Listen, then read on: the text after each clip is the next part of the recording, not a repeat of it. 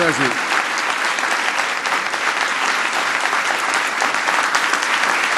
Please, thank you. Thank you.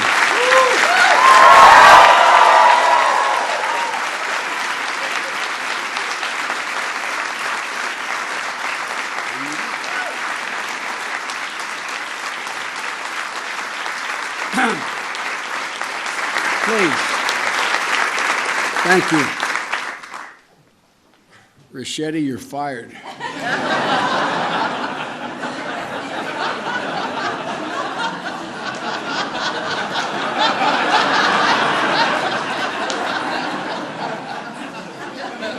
To the press, Ricchetti's my chief of staff.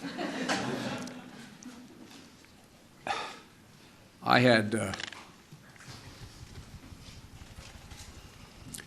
no inkling. I thought we were coming over, Michelle, for you, Jill, and Brock and I, a couple of senior staff, to toast one another and say what an incredible journey it's been. Mr. President, you got right the part about my leaning on Jill, but I've also leaned on you and a lot of people in this room. I look around the room and I see great friends like Ted Kaufman, who's been so much wisdom. Guys like Mel Monzak. I mean, I look around here and I'm startled. I keep seeing people I don't expect. Madam President, how are you? Mr. President, look at my new boss over there. But you know, I get a lot of credit I don't deserve, to state the obvious. Because I've always had somebody to lean on.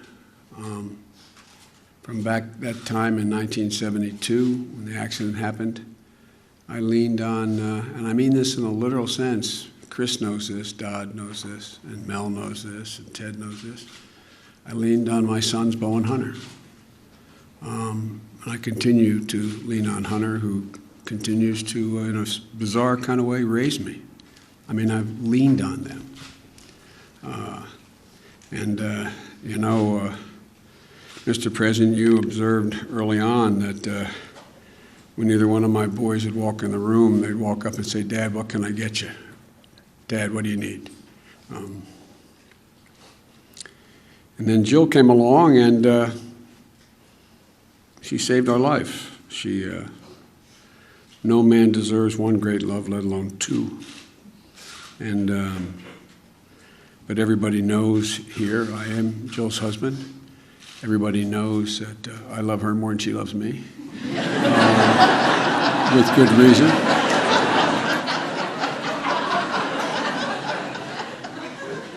And she gave me the most precious gift, the love of my life, the life of my love, my daughter Ashley. And I've continued to lean on the family. President, you kidded me once. You heard that in the preparation for the two debates, vice presidential debates that I had, only had two, that Bo and Hunt would be the last people in the room, and Bo would say, "Look at me, Dad, look at me. Remember home base, remember." So, and the Secret Service can tell you, Mr. President, that Bo and Hunt and Ashley continue to have to corral me. We're at one of the national parks, and I was climbing up on top of a bridge to jump off the bridge with a bunch of young kids, and I hear my sons yelling, "Dad, get down, now!" And I just started laughing so hard I couldn't stop, and I said, I was just going to do a flip-off, full gainer off here. I said, "Dad, the Secret Service doesn't want you up there, Dad. Look at me, Dad."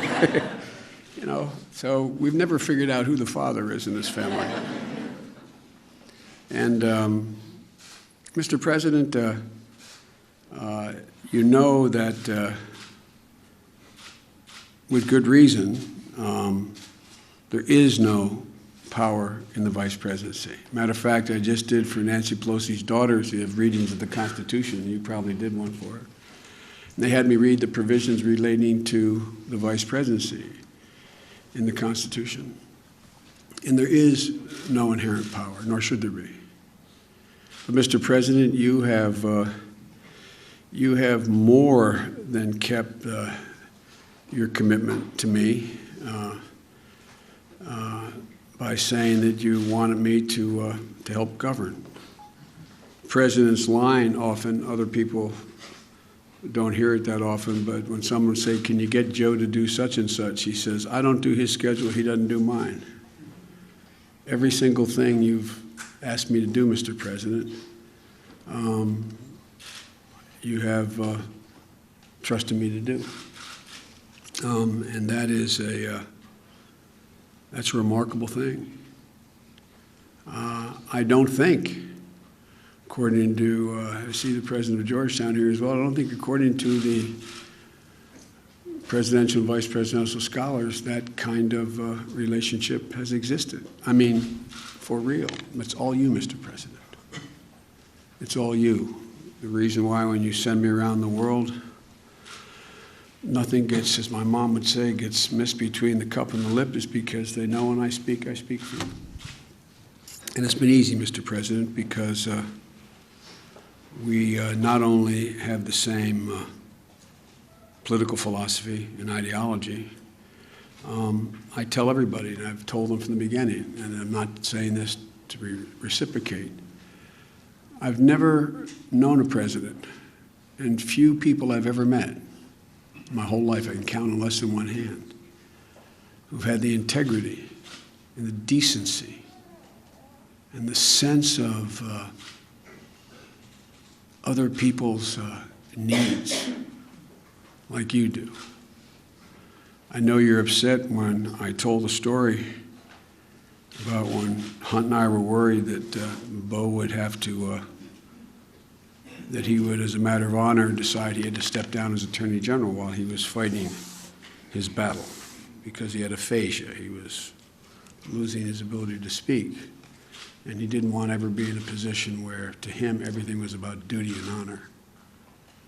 And I said, and he may resign. I don't know. I just have a feeling he may. And Hunt and I had talked about this. And I said, he doesn't have any other income, but we're all right because Hunt's there and I can sell the house. We're having a private lunch like we do once a week. And this man got up, came over, grabbed me by the shoulders, and looked me in the eye and said, "Don't you sell that house. You love that house." I said, "It's no big deal, Mr. President." He said, "I'll give you the money. We'll give you the money. Promise me. Promise me. You won't sell that house." I remember when Ashley, Mr. President, we were in the Oval, and Ashley was in an elevator. And the elevator plummeted to she was with a group of people, I forget which building in Philadelphia, and it plummeted to the ground. And immediately the service was worried that, she may have been badly hurt. And I got up to take the call, and you didn't let up until you made sure your service followed through and made sure everything was all right. But Mr. President, we kid about both about marrying up. We both did that kind of thing. But the truth of the matter is, I said this to Michelle last night. Michelle is the finest first lady, in my view, that has ever served in the office. There's been other great first ladies, but I really genuinely mean it.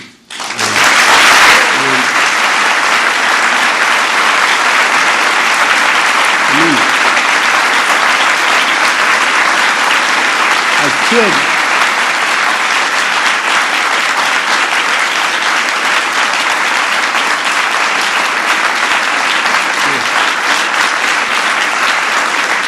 When I got to meet Michelle's brother, and he told me about how you guys were raised, and I got to know and love your mom.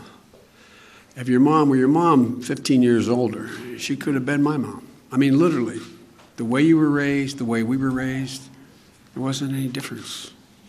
And I knew that this decision to join you, which was the greatest honor of my life, was the right decision on the night we had to go and accept the nomination, the formal would be nominated at the convention. And Finnegan, who's now 18 years old, was then 10 years old. And she came to me and she said, "Pop, is it okay if the room that we're in, Finnegan, Maisie, and Naomi, that we have the beds taken out?" And I said, "Why?"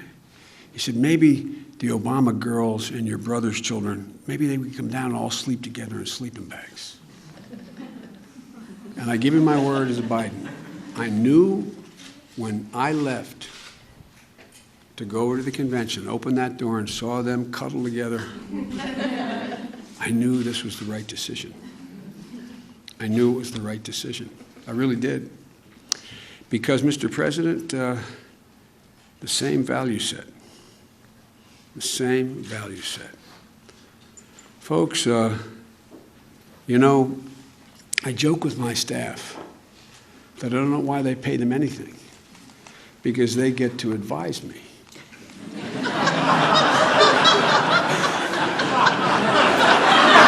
Let me explain what I mean by that. As the president of the University of Delaware, where my heart resides in my home campus of Delaware, as he can tell you,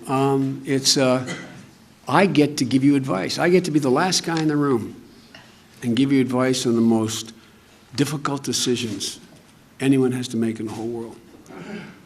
But I get to walk out, and you make it all by yourself. All by yourself. Harry Truman was right about the buck stopping at the desk. And I've never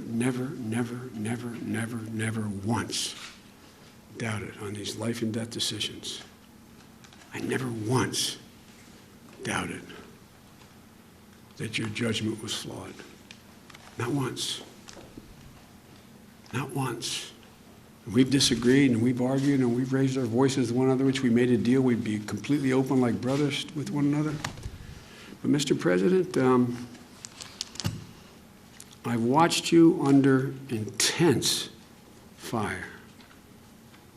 I will venture to say that no president in history has had as many novel crises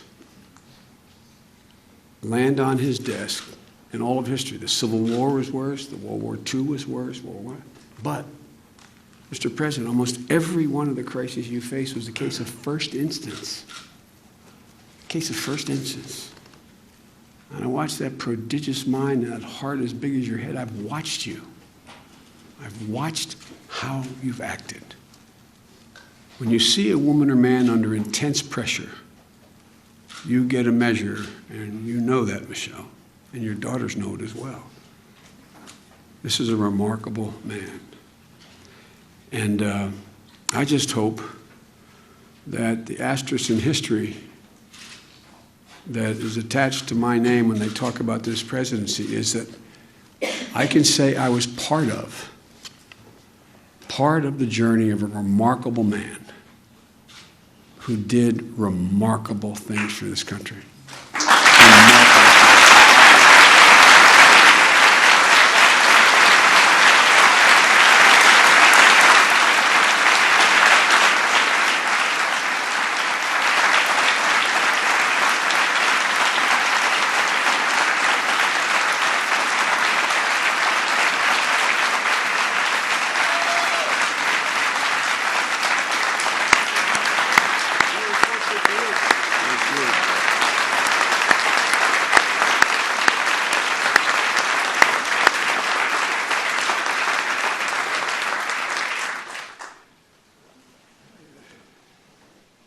You know, I can't let a comment go by without quoting an Irish poet. Jill and I talk about why you were able to develop the way you developed and with the heart you have. Michelle and I have talked about it. I've confided in Michelle. I've gone to her for advice. We've talked about this man. You give me insight. And I think it's because, Mr. President, you gave me credit for understanding other people's misery and suffering. Mr. President, there's not one single solitary ounce of entitlement in you, or Michelle, or your beautiful daughters. And you girls are incredible. You really are. That's not hyperbole. You really are. Not 1 ounce of entitlement. And Seamus Heaney, in one of his poems, said, when you can find someone who says it better, use it. He said, you carried your own burden, and very soon, your symptoms of creeping privilege disappeared. You carried your own burdens, and very soon, the creeping symptoms of privilege disappeared. Mr. President, you have sometimes been like a lone wolf, but you carried yourself in a way that's pretty remarkable. The history of the journey, your journey, is something people are going to write about a long time. And I'm not being solicitous when I say this.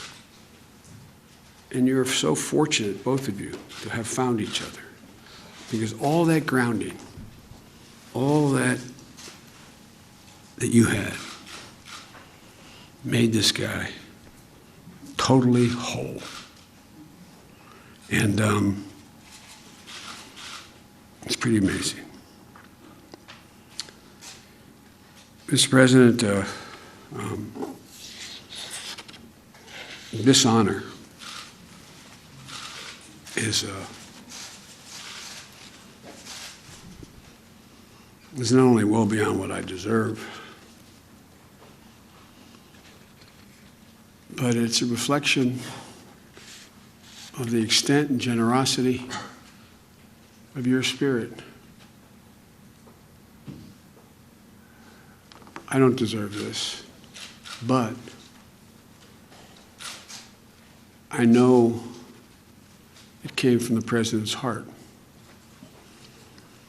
There's a Talmudic saying that says, what comes from the heart enters the heart. Mr. President, you have creeped into our heart, you and your whole family, including Mom, and you occupy it. It's an amazing thing that happened. I knew how smart you were. I knew how honorable you were. I knew how decent you were from the couple years we worked in the Senate. And I knew what you were capable of. But I never fully expected that you'd occupy the Biden's heart, from Hunter, Ashley, my sister, all of us. All of us. And Mr. President,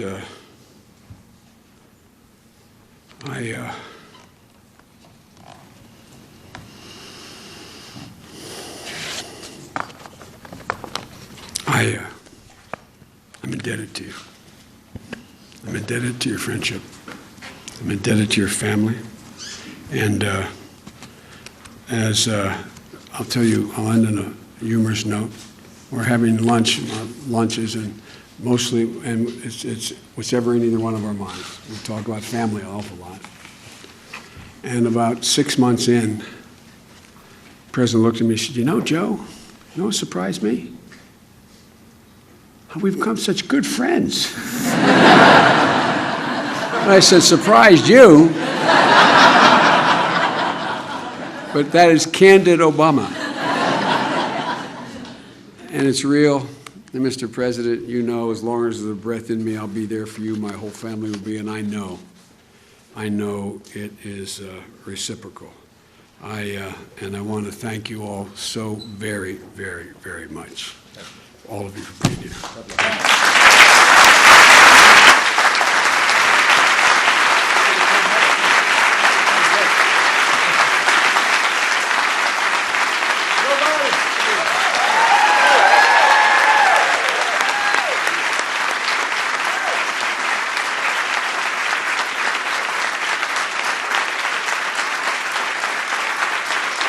Come on, my grandkids, come on.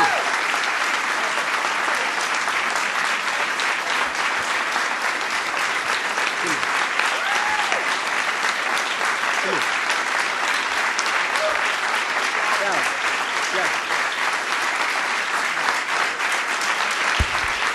Ladies and gentlemen, please remain in your seats until the President, Vice President, Mrs. Obama, Dr. Biden have departed the state dining room.